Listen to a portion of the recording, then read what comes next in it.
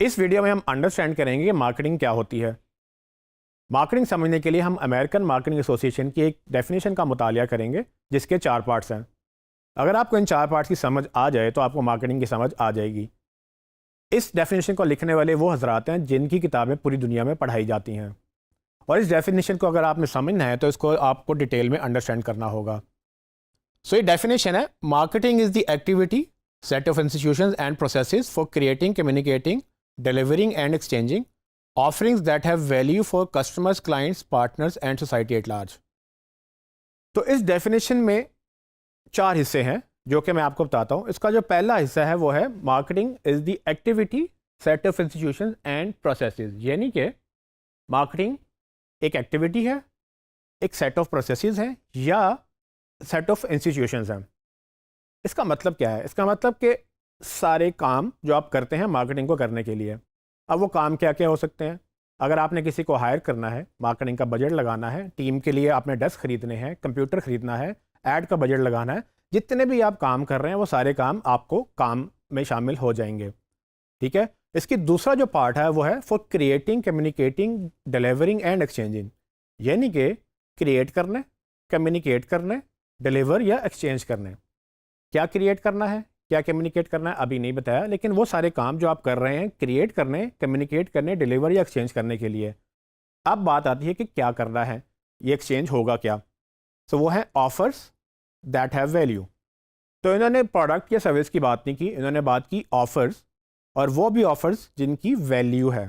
किसके लिए?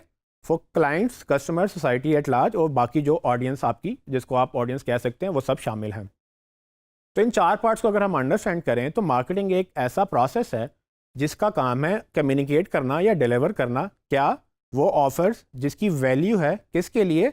उन क्लाइंट्स के लिए जो कि आपके ऑडियंस कहलाई जा सकती है।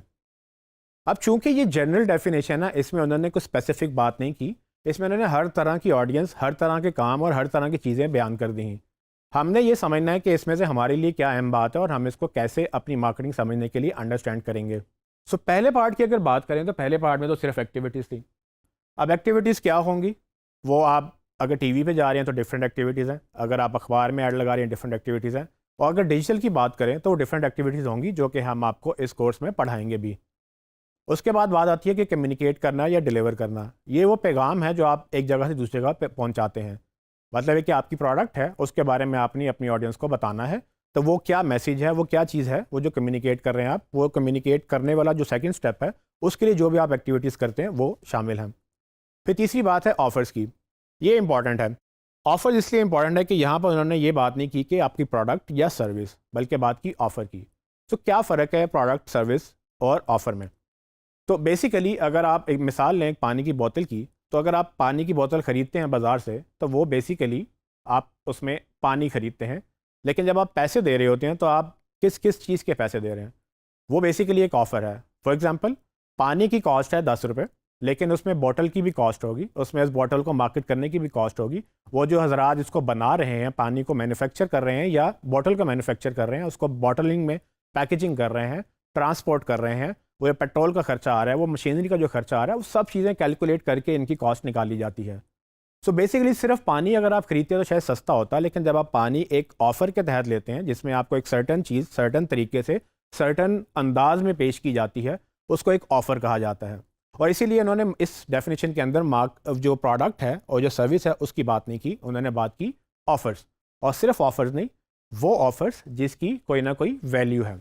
अब वैल्यू से क्या मुराद है? कहने में तो ये एक वर्ड है, लेकिन वैल्यू असल में ये है कि लेट्स से अगर मेरे पास 10 बोतलें हैं पानी की ऑलरेडी और आप मुझे 50 रुपये की बोतल बेचने आते हैं, तो क्या मैं आपसे वो बोतल ख़रीदना चाहूँगा? मेरा नहीं ख्याल कि मैं आपसे ख़रीदूँगा, क्योंकि मेरे पास पहले ही पानी बहुत सारा पड़ा हुआ है। लेकिन अगर इसी मिसाल को मैं इस तरह से देखूँ कि मुझे काफ़ी घंटों से पानी पीने को नहीं मिला और आप 50 वाली बोतल मुझे 100 में बेचने आते हैं, तो क्या अब मैं वो पानी ख़रीदना चाहूँगा? तो जी हाँ, बेसिकली अगर मुझे महंगा पानी भी मिल रहा है तो मैं उसको लूँगा, क्योंकि उस वक्त मेरी वैल्यू जो है उसकी बढ़ चुकी है, बिकॉज कि मेरी ज़रूरत बढ़ चुकी है। और मैं सिर्फ पानी नहीं देख रहा, मैं अपनी ज़िंदगी या अपने उसके ज़रूरत को देख रहा हूँ कि मेरी ज़रूरत इस वक्त ज़्यादा है, तो मुझे अगर एक्स्ट्रा पैसे भी देने पड़ते हैं तो शायद मैं देना चाहूँगा। इसको इकोनॉमिक्स में डिमांड एंड सप्लाई का कॉन्सेप्ट कहते हैं। जब डिमांड ज़्यादा होती है तो वैल्यू बढ़ जाती है। जब सप्लाई ज़्यादा होती है तो वैल्यू गिर जाती है। तो डेफिनेशन ये कहती है कि ऑफर्स दैट हैव वैल्यू, यानी कि बेकार की ऑफर्स नहीं, वो ऑफर जिसकी वैल्यू है। और किसके लिए है? वो या तो आपका कस्टमर होगा या तो आपका क्लाइंट होगा। अगर आप गवर्नमेंट से डील कर रहे हैं तो गवर्नमेंट होगी, अगर गवर्नमेंट मार्केट कर रही है तो उसके लिए एक आम आवाम ऑडियंस होती है। तो मुझे ये लगता है कि इस डेफिनेशन के अंदर तकरीबन सब कुछ उन्होंने समा दिया है कि मार्केटिंग है क्या। बेसिकली तो मार्केटिंग एक प्रोसेस है। किस चीज़ का प्रोसेस है? अपनी ऑडियंस तक अपनी ऑफ़र की जिसकी वैल्यू है उन ऑडियंस के लिए उसको पहुंचाना, इस प्रोसेस को मार्केटिंग कहते हैं। इसमें कहीं भी जिक्र नहीं हुआ कि सेल्स होनी चाहिए, बात सिर्फ मार्केट करने की हुई थी। मार्केट अगर अच्छा होगा तो सेल्स भी निकल आएंगी, अगर मार्केट अच्छा नहीं होगा तो शायद सेल्स ना आए।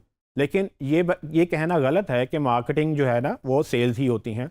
मार्केटिंग और सेल्स में डिफरेंस है, और ये वजाहत इस वक्त ज़रूरी थी बिकॉज कि मार्केटिंग एक सिर्फ प्रोसेस है अपनी प्रोडक्ट के पैगाम को उन लोगों तक पहुंचाना जिनके लिए वो ज़रूरत या मायने रखती है।